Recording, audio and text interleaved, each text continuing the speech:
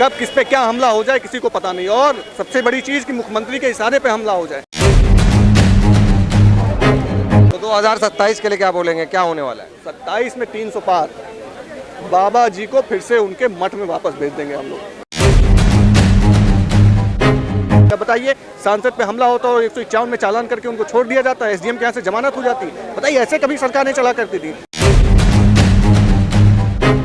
उनको चेतावनी देते हैं कि आने वाले 2027 में जब पीडीए के नेता, द लीजेंड ऑफ पीडीए राष्ट्रीय अध्यक्ष जी आएंगे तो आप लोगों का भी हिसाब किया जाएगा। समाजवादी पार्टी कार्यालय में पीडीए को लेकर के अखिलेश यादव ने बात करी है और साथ साथ जो है वो लोहिया वानी से ये बताया कि 2027 में भाजपा का सफाया कर देंगे और समाजवादी पार्टी जो है वो बहुमत के साथ सरकार बनाएगी।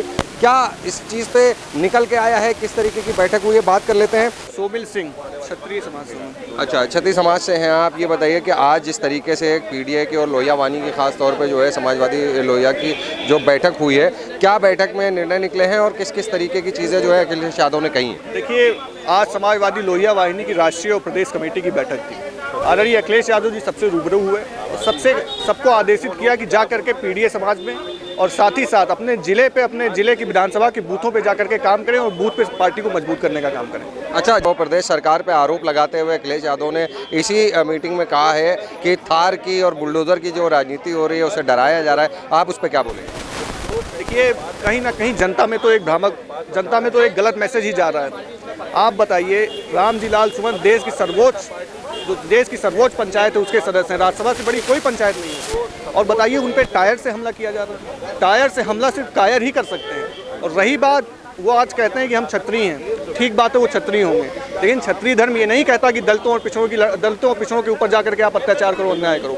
क्षत्रिय धर्म, याद करें पिछले ज़माने में जब राजा महाराजा हुआ करते थे, वो कभी जात और धन पूछ करके किसी की मदद और किसी को अपमानित करने का काम नहीं करते थे। वो अपने महापुरुषों और पुराने लोगों की बातों को याद करके अपने धर्म को फिर से याद करें। करणी सेना के लोगों को फिर से अपना क्षत्रिय धर्म याद करने की जरूरत है। तो जिस तरीके से अभी जो करणी सेना के जो उपेंद्र राणा है, उन्होंने कहा ना कि हमने हमला किया था और हम इसकी जिम्मेदारी लेते हैं, इस तरीके की भाषा शैली किसकी होती है जो हमला करने के बाद कहता है इसकी जिम्मेदारी हम ले रहे हैं? और दूसरी बात ये कहा कि हमें अफसोस है कि बच गए, तो यानी कि कहीं ना कहीं खतरा बना हुआ है, क्या बोलेंगे? इस तरह की भाषा सिर्फ सत्ता पोषित गुंडों की हो सकती है। सिर्फ मुख्यमंत्री के समाज के जो लोग हैं, आज वो लोग पूरे इस देश में जिस तरह से एक तरह से देखा जाए तो प्रदेश में आतंकवाद फैलाने का काम कर रहे हैं। अगर देखा जाए तो आप बताइए, किसी सांसद पर इस तरह से हमला होता है और एक व्यक्ति सामने आकर के कबूलता है कि हाँ मैंने हमला किया, क्यों नहीं उनके ऊपर कार्रवाई हो रही? क्यों नहीं उनको जेल भेजा जा रहा? अगर वो मुख्यमंत्री के जात के लोग हैं तो क्या उनके ऊपर कार्रवाई नहीं होगी? बताइए, कभी वर्षों से उत्तर प्रदेश देश आज़ाद हुए इतना समय हो गया, आज तक बताइए कभी कोई ऐसी सरकार चली हो तो बताइए।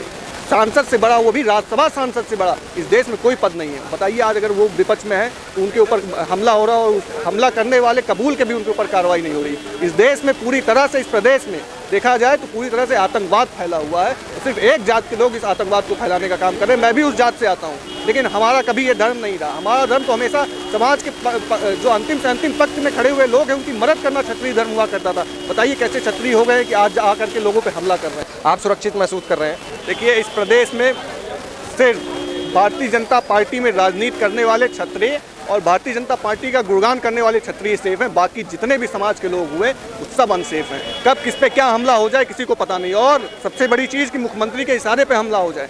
आज जो भारतीय जनता पार्टी में दलित सांसद हैं उनको इस्तीफा दे देना चाहिए अपने पद से, बिल्कुल उनको इस्तीफा दे देना। जितने भी पिछड़े समाज के नेता हैं, विधायक हैं और सांसद बैठे हुए हैं, MLC बैठे हुए हैं, उन्हें इस्तीफा दे देना चाहिए। उनका समाज आज सुरक्षित नहीं है। मैं सोचिए एक क्षत्रिय होकर के उनके खिलाफ आवाज़ उठा रहा हूँ क्योंकि वो गलत है। आप कानून का सहारा लीजिए। अगर आपको लगता है कि किसी ने कुछ गलत बोला है तो आप कानून का सहारा लीजिए। कानून और सरकार काम तो कर रही है। अभी उपेंद्र राणा पे बता रहे हैं कि वहाँ पे मुकदमा लिखा जा रहा है। सवाल ये नहीं है कि लिखा जा रहा है, जो ये हमला करवाया और जो हमले में जो शामिल लोग थे उन पर मुकदमा कब लिखा जाएगा? बताइए, सांसद पे हमला होता और 151 में चालान करके उनको छोड़ दिया जाता है, एसडीएम के यहाँ से जमानत हो जाती।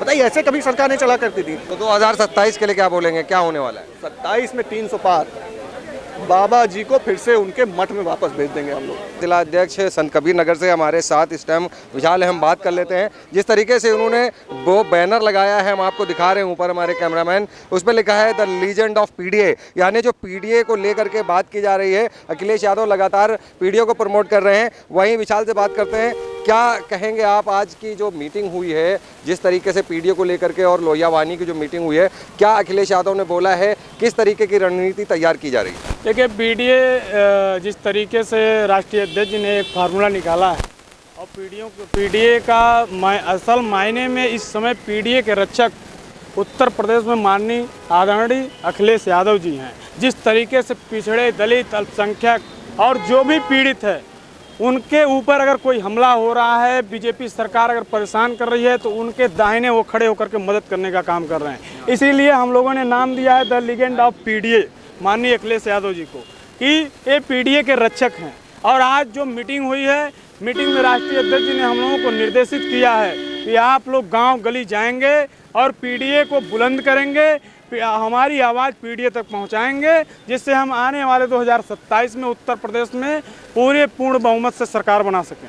लेकिन यहाँ तो ये कहा जा रहा है कि भाजपा का कई बड़े नेता भी कह चुके हैं कि 2027 में समाजवादी का सुपड़ा साफ हो जाएगा। देखिए, हम बताएं, जिस तरीके से भाजपा अत्याचार कर रही है पिछड़े, दलित, अल्पसंख्यक, अभी देखिए हाल ही में राम जी लाल सुमन पर जिस तरीके से खुलेआम हमला हुआ, फेसबुक पे करणी सेना वाले वायरल कर रहे हैं कि इस हमले को मैंने कराया है, मैं कराया हूं इस हमले को। जिस तरीके से खुलेआम ये सब किया जा रहा है, और मैं इस बात पे कहना चाहता हूं कि ये मुख्यमंत्री द्वारा और भाजपा द्वारा संरक्षित गुंडे हैं, जो भाजपा द्वारा इस सरकार में पाले जा रहे हैं।